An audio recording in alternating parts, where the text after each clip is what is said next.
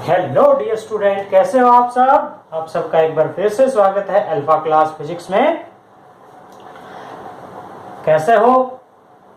पिछला चैप्टर आपने equation of motions का पढ़ा। अब हम नेक्स्ट चैप्टर स्टार्ट करते हैं vector. What is mean by the vector? Vectors क्या होते हैं? देखिए, ये जो हम पढ़ रहे हैं काइनेमेटिक्स, जिसके अंदर हमने यूनिफॉर्म मोशन पढ़ा, नॉन यूनिफॉर्म मोशन पढ़ा, फिर उसके बाद इक्वेशन ऑफ मोशन पढ़ी। आज हम पढ़ रहे हैं वेक्टर्स। ये सब क्वांटिटीज क्या कहलाएंगी जो इनके अंदर आती है, चाहे आपकी वेलोसिटी हो, चाहे आपका टाइम हो, या ये कहें मास हो, एक्सेलरेशन हो, डिस्प्लेसमेंट हो, ये सब क्या कहलाता है? Physical quantities. इन फिजिकल क्वांटिटीज को डायरेक्शन के बेस पे दो पार्ट्स में डिवाइड किया गया। तो what is mean by the physical quantity? क्या होती है फिजिकल क्वांटिटी?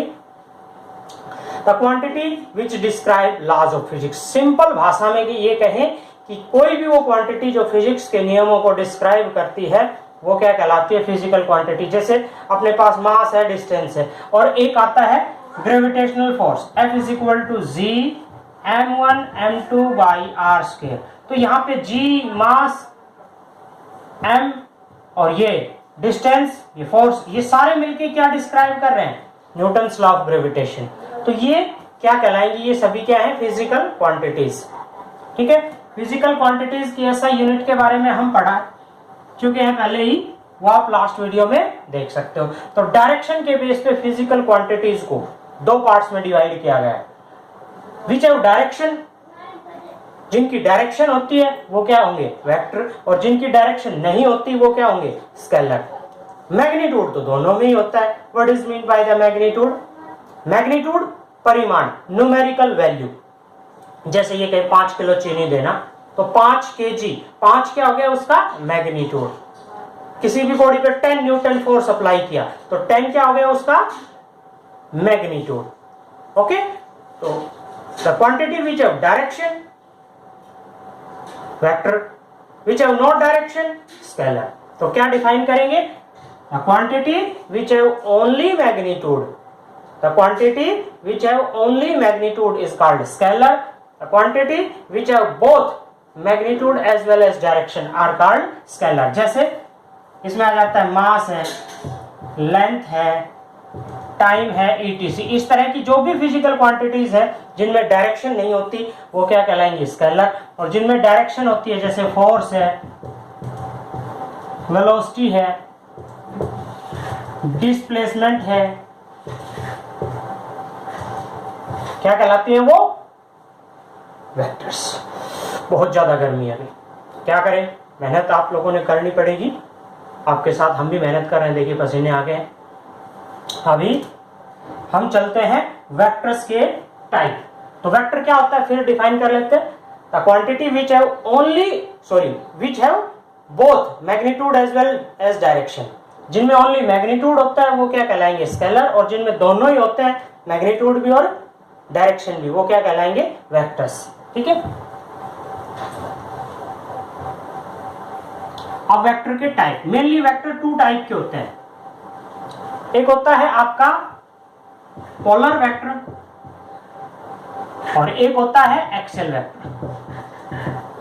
पोलर जिसमें पोल्स हो, 2 पोल हैं, इनिशियल और फाइनल पॉइंट। जैसे जहां से स्टार्ट हो रहा है इनिशियल और फाइनल पॉइंट, तो इस तरह का जो वेक्टर है वो पोलर वेक्टर कहलाता है। एक्सियल वेक्टर जिसमें कोई भी बॉडी एक एक्सिस के अलोंग रिवॉल्व कर रही है एक निश्चित डायरेक्शन में। जैसे हम 10th क्लास में पढ़ चुके हैं राइट हैंड थंब रूल।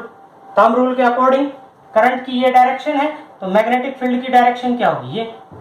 तो ये जो वेक्टर्स हैं इस टाइप में जिनमें डायरेक्शन आ गई मैग्नेटिक फील्ड की, तो इस तरह का जो वेक्टर है वो क्या कहलाएगा? Axial vector. ठीक है, वेक्टर के फायदे क्या हैं? What are the benefits of vector? ये सिर्फ आपको पता होना चाहिए क्या कि किसी भी फिजिकल क्वांटिटी के फॉर्मूले को हम ड्रा कर सकते हैं। किसी भी फिजिकल क्वांटिटीज का डेरिवेशन जो है, या ये कहें कि किसी भी लॉ का जो डेरिवेशन है उसको सिंप्लीफाई कर सकते हैं with the help of vector. Vector की हेल्प से हम सिंप्लीफाई कर सकते हैं। चलिए आगे छोटी छोटी वेक्टर की डेफिनेशंस हैं, छोटे छोटे टाइप्स है। जैसे वेक्टर को रिप्रेजेंट कैसे करते हैं, कोई भी क्वांटिटी है उसका वेक्टर रिप्रेजेंट कैसे करते हैं, एरो हेड से। ग्राफिकली कैसे रिप्रेजेंट करेंगे, एरो हेड से। जैसे वेक्टर ए, ठीक है, ये इसकी क्या कहलाती है, टेल। टेल यानी कि स्टार्टिंग पॉइंट, स्टार्टिंग पॉइंट। ये क्या कहलाता है, इसका हेड। एंडिंग पॉइंट, जहां से जहां स्टार्ट करता है। जैसे कोई वेक्टर ए से बी, तो इसको कैसे रिप्रेजेंट कर सकते हैं, vector A B. Vector A B, इसके ऊपर ऐसे एरो हेड लगा दिया, फोर्स है, फोर्स को ऐसे रिप्रेजेंट करेंगे एफ, वेक्टर एफ, ठीक है। अब बात आती है यूनिट वेक्टर। यूनिट वेक्टर क्या होता है,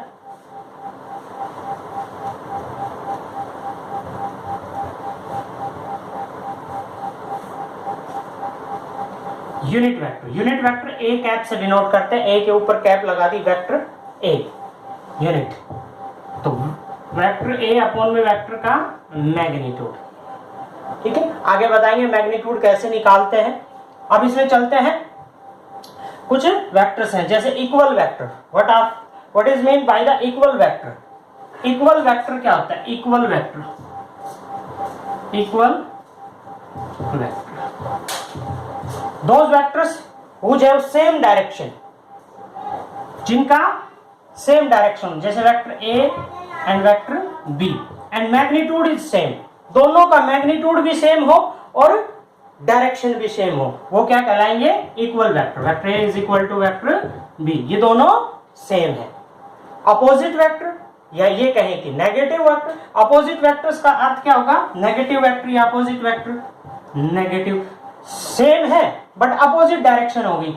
बी की डायरेक्शन यदि हम ये ले लें तो ये क्या कहलाएगा, negative vector. A is the या B is the negative vector of A.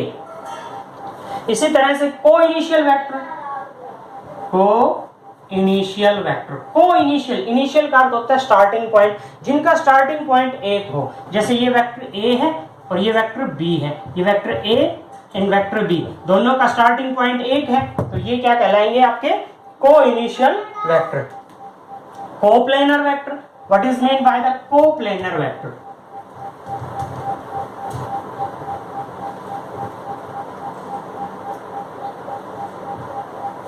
Coplanar, plane, plane जैसे आपका ये बोर्ड है, ये एक तल है, ठीक है, इसी के ऊपर एक वेक्टर ये गया, एक वेक्टर ये है, एक वेक्टर ये है, ये सारे वेक्टर जैसे ये ए है, ये बी है, ये सी है, ये सभी क्या कहलाएंगे, कोप्लेनर वेक्टर्स। यदि कोई वेक्टर इस तरह से आ जाता इस डायरेक्शन में तो हम उसको कोप्लेनर वेक्टर्स में शामिल नहीं करते इनके साथ, ठीक है। तो इसी तरह से हम ले सकते हैं लोकलाइज्ड वेक्टर आ गया आपका, नॉन लोकलाइज्ड वेक्टर आ गया, ठीक है। तो आगे हम पोजीशन वेक्टर पढ़ेंगे।